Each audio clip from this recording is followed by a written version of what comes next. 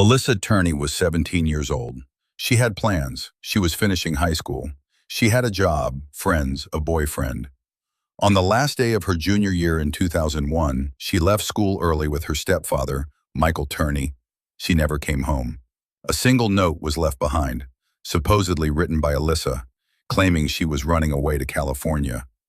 But the note didn't sound like her, and Alissa never contacted anyone again. What followed was 2 decades of unanswered questions, disturbing discoveries, and a sister who refused to stop searching for the truth.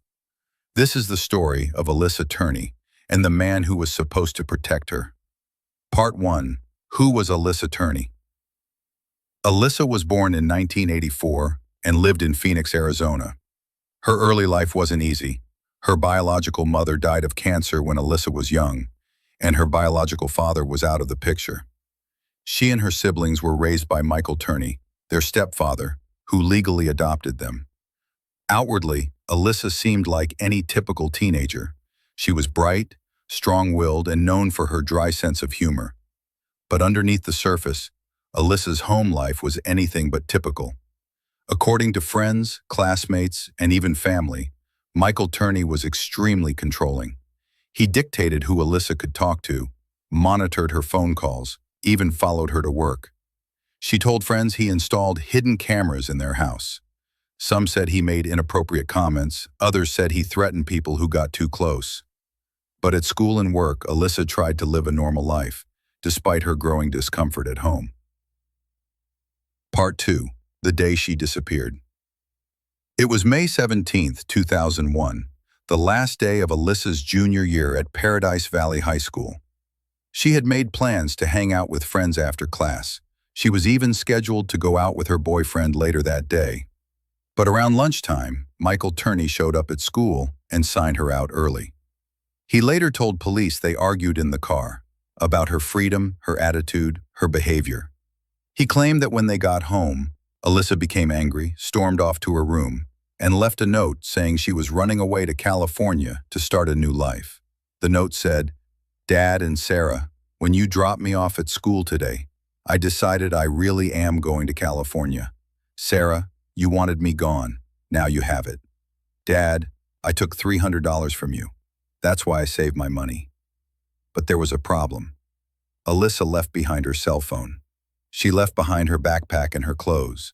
She didn't take her $1,800 savings. And she never contacted her friends or her boyfriend. Not even once.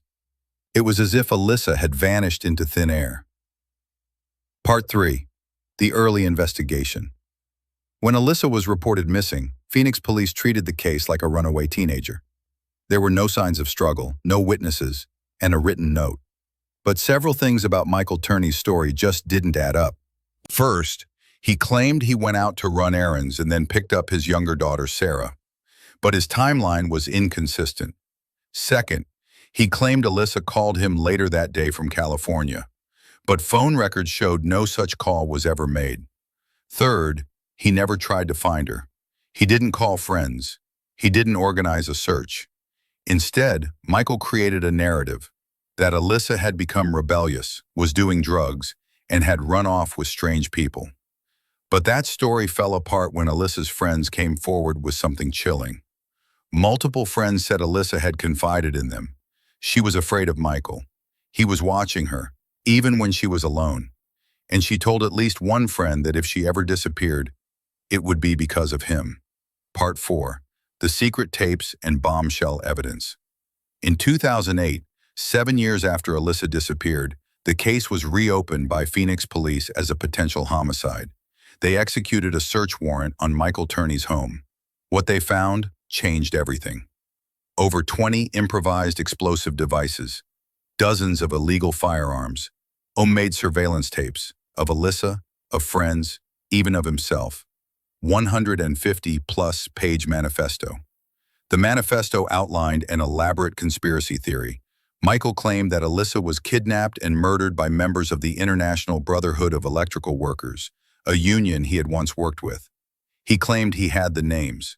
He said he was going to carry out a revenge mission and blow up the union hall. He was arrested and sentenced to 10 years in federal prison, not for Alissa's disappearance, but for the explosives and weapons. But even while in prison, he remained the only person of interest in Alissa's case. Part 5. The sister who refused to be silent. While the system moved slowly, one person refused to stop fighting. Alissa's younger sister, Sarah Turney. Sarah had grown up believing her father's story, that Alissa ran away. But as she became an adult and learned more, the cracks became impossible to ignore.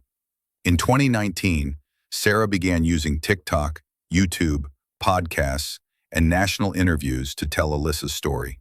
Her TikTok videos went viral. Her passion and heartbreak were undeniable. Millions of people were introduced to Alissa's case for the first time. In 2020, after nearly 2 decades, the pressure finally forced the hand of law enforcement. On August 20th, 2020, Michael Turney was arrested and charged with second-degree murder in connection with Alissa's disappearance. It was the moment Sarah had fought for, but it was also the beginning of a new legal battle. Part 6. The ongoing trial and what's next.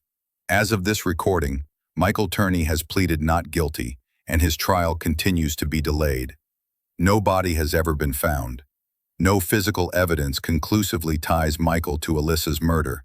But Sarah Turney continues to believe in justice and continues to speak for her sister. She has since launched the Voices for Justice podcast, telling not only Alissa's story but those of other victims whose cases remain unsolved or uncharged.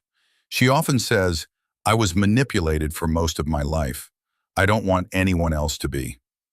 The disappearance of Alissa Turney is more than a mystery. It's a story about silence, control, trauma, and the power of one voice refusing to be quiet.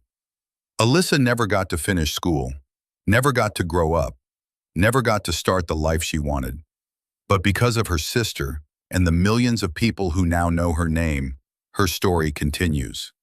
If you'd like to support Alissa's case, visit justiceforalissa.com or follow Sarah Turney's advocacy work. And if you or someone you know is in a controlling or abusive situation, please don't wait. You are not alone, and your story matters. Thanks for watching. Subscribe for more true crime stories that deserve to be heard.